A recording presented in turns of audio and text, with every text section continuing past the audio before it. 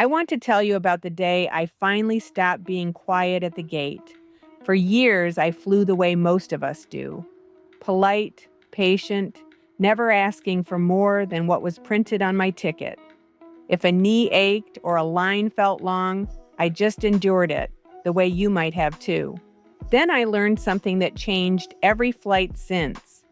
Airlines built in real help, actual services, accommodations, and comfort. Most of it nobody tells you about. By the end of this video, you'll know exactly which requests are simple comfort. You'll know which ones carry real legal weight. One of them, most people never think to use, even once. 11 things, all free, all yours, if you ask. Let's start with your body. That's usually where discomfort starts first. Number 1, ask for a bulkhead seat. Many stay open right up until boarding. If your knees ache after a long sit, a bulkhead row gives you real room.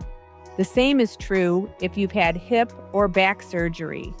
Walk up to the gate agent and ask directly, "Is there a bulkhead seat still available?" They will often move you at no charge. I want to be honest about bulkhead though, because it isn't perfect for everyone. There's no seat in front of you, so there's no underseat storage. Everything goes in the overhead bin, which matters if reaching up is difficult for you. The armrests are fixed, so sliding in and out takes a little more effort than a standard row. And the screen sits farther away, mounted on the wall ahead of you instead of the seat back. Here's what changed the flight for me. Once we were in the air, the seatbelt sign went off. I brought my carry-on down and used it as a footrest. My feet were elevated and I had more room to shift position. The rest of that flight felt completely different. Just check with your flight attendant first. Most crews are fine with it once you're airborne, but it does vary. Number 2, while you're at the gate, ask about an aisle seat too, if you don't already have one. Getting up to stretch or reaching the restroom matters more than you'd expect. Being boxed into a middle seat wears on you over a long flight. Gate agents have flexibility right before boarding. A simple, warm ask goes a long way. Number 3, and this one takes no conversation with anyone, though people still feel awkward about it. If you need a seatbelt extender, ask for one. Flight attendants carry them on every single flight. They hand them over quietly and discreetly. No form to fill out, no explanation required. Number 4, ask for extra pillows and blankets, and don't stop there. Ask for the small things too. If the cabin runs cold, which it often does, ask for a second blanket. If you would rather have a full can of soda instead of the little cup, just ask for it. On some flights, there are extra premium cabin meals left over after service. If you ask politely, the crew may offer you one if it's available. None of this is a secret menu. It's supplies airlines already carry. Asking is the only step most of us skip. Here's something worth sitting with for a second.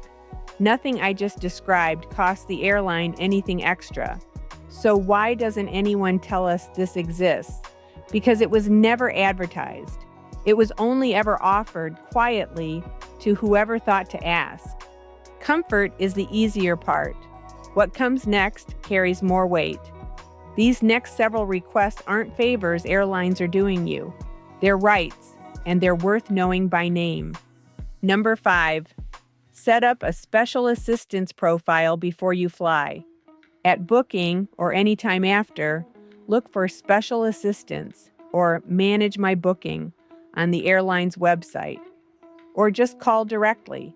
This records what you need: medical equipment, dietary requirements, extra time getting through the airport. Every crew on your itinerary already knows, instead of you explaining yourself at every single gate. I once watched a woman at the accessibility desk at O'Hare. She was working through 2 connecting flights, a cardiac condition, and a list of dietary restrictions. The agent documented everything in the system.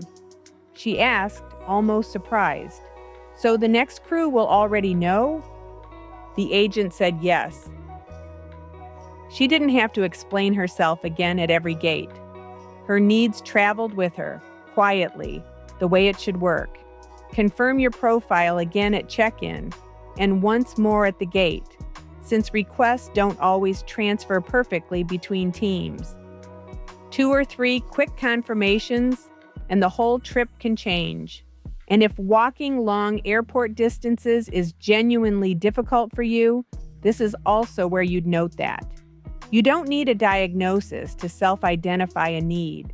You just need an honest sense of what actually helps you move through a terminal comfortably on that particular day. Number 6, if screening worries you, there's a free program called TSA Cares. Call ahead, explain what you need, and a passenger support specialist meets you at the checkpoint. It's open to any traveler who finds screening difficult. Almost nobody over 60 knows it exists. Number 7, ask about special meals. Low sodium, diabetic friendly, gluten-free. Most airlines still offer them on longer flights. Usually you'll need to request it at least 24 hours ahead, either through the app or by phone. It's a logistics fix, not a diet plan. It's also one of the easiest requests on this list to forget. That is, until you're hungry at 30,000 feet.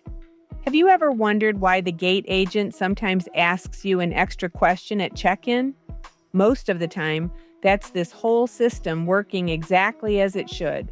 Number 8, if the cabin temperature bothers you, ask a flight attendant to check the zone controls near your row.